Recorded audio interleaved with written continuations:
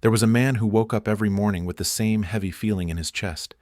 His name was Daniel, and for 12 years, he had been working the same job, living in the same apartment, following the same routine. He had dreams once, big ones. He wanted to build something of his own, to create, to matter. But somewhere along the way, those dreams became whispers, and the whispers became silence. One Tuesday evening, Daniel sat alone in his kitchen, staring at a piece of paper. On it, he had written a single sentence: "Start my own business by the end of the year." He had written that same sentence 5 years ago, and 4 years ago, and 3. The paper was different each time, but the words never changed. Neither did his life. He folded the paper and put it in a drawer with all the others. Then he sat there in the quiet and felt something he hadn't allowed himself to feel in a long time. Shame. Not because he had failed, but because he had never really tried. The next morning, Daniel's alarm went off at 6. He hit snooze. He always hit snooze. But this time, as his hand reached for the phone, he stopped. He stared at the ceiling, and he asked himself a question he had been avoiding for years. What am I so afraid of? The answer came quickly. Failure, rejection, looking foolish, wasting time, losing money, being wrong.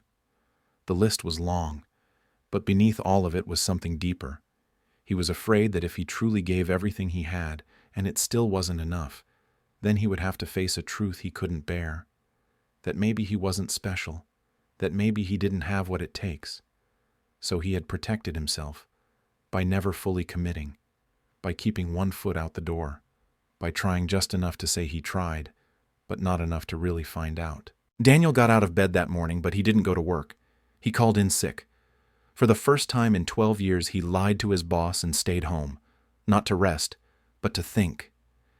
He sat at his kitchen table with a notebook, and he started writing. Not goals, not plans, but the truth. I have spent half my life waiting for the right moment.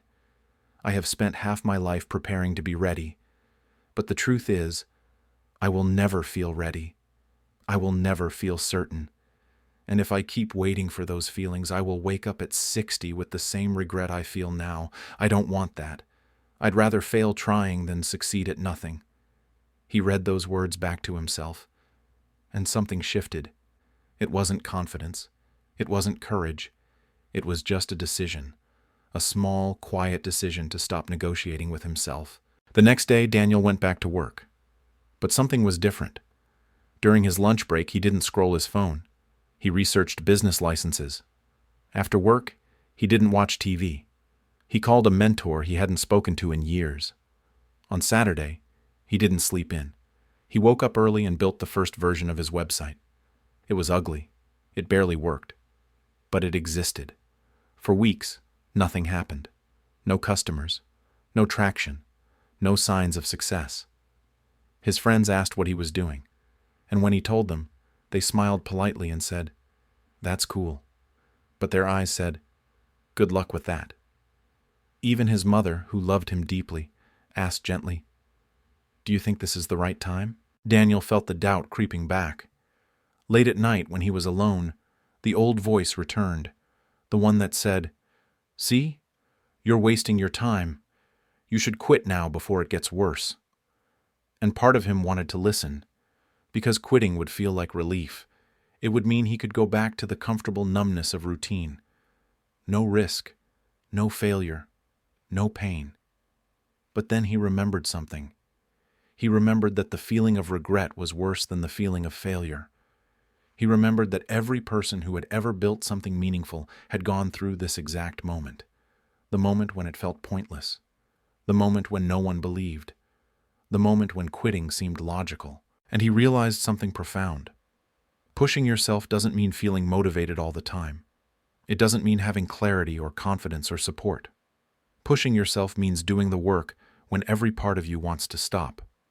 It means showing up on the days when it feels like nothing matters.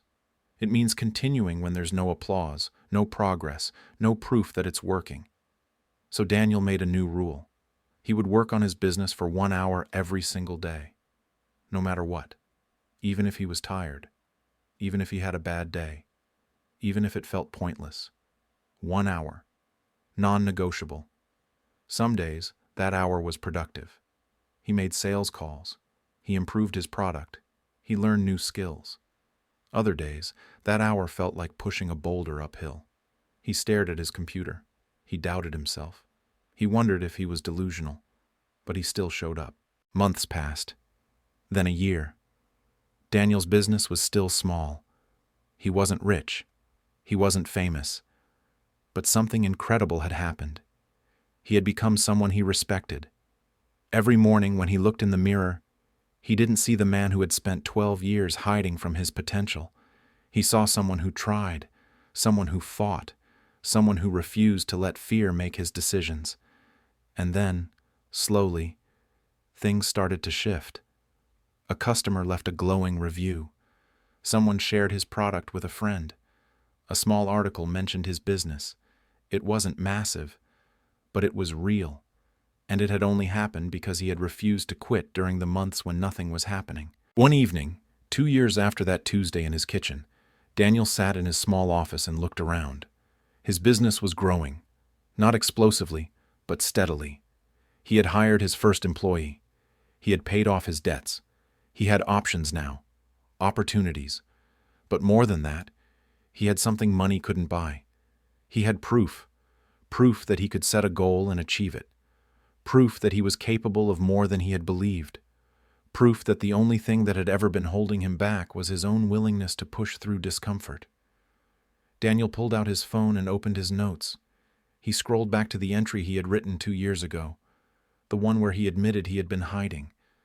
He read it again, and then he wrote something new underneath it. I was wrong about what pushing yourself means. I thought it meant being fearless. It doesn't. It means acting despite fear. I thought it meant feeling motivated. It doesn't. It means showing up when motivation is gone. I thought it meant never doubting yourself. It doesn't. It means doubting yourself and moving forward anyway. Pushing yourself isn't about being perfect. It's about being persistent. And that's the only thing that ever really matters. He closed his phone and looked out the window. The city lights flickered in the distance. Somewhere out there, someone else was sitting in their kitchen, staring at a dream they had written down but never pursued. Someone else was hitting snooze. Someone else was waiting to feel ready. And Daniel hoped, quietly, that they would figure out what he had learned. That the life you want doesn't come from a single moment of inspiration. It comes from 1,000 small decisions to keep going when everything in you wants to stop. It comes from showing up on the days when no one is watching. It comes from pushing yourself, not because you feel like it, but because you decided that your future matters more than your comfort. The goal isn't the prize. The person you become while chasing it is.